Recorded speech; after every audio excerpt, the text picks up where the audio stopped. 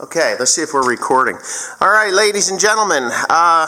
Ladies and gentlemen. I say ladies and gentlemen anymore because there are some ladies that actually watch my channel, which, you know, is kind of tough, or kind of, not tough to understand. I mean, I'm kind of not really a ladies' man, I guess. I'm not as refined as some YouTube farmers are, but I get the job done, and I guess that's what impresses the ladies on the show. Now, gentlemen, that's debatable.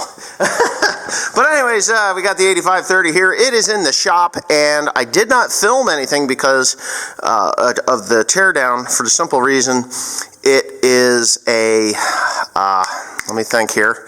What's the words? My battery wouldn't take a charge in this camera, so I couldn't use it. And my phone, I handed my phone to Timothy, and he immediately started to live stream with his phone, and I can't put double footage up because it's kind of silly. So what has happened is, while I was in North Carolina with this beast, I had a belt blow up, and it really destroyed this cowling here, the shroud, the fan shroud, which is a two-piece fan shroud, and it really does need to be replaced because it's not really a shroud. This is a deflector.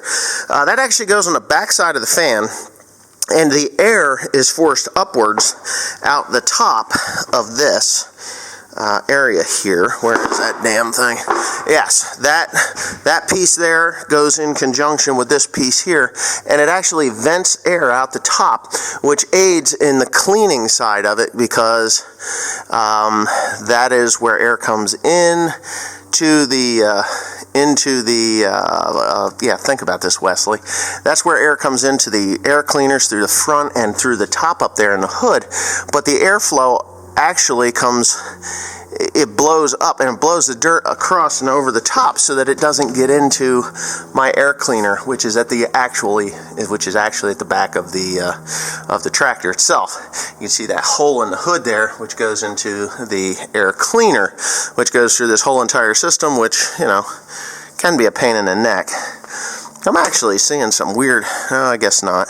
I thought that was carbon. See, this is the EGR valve, and I really hate the EGR valve. I would love to just delete the thing, but I don't have a diesel shop close enough to do that. But anyway, so what happened is quite simple.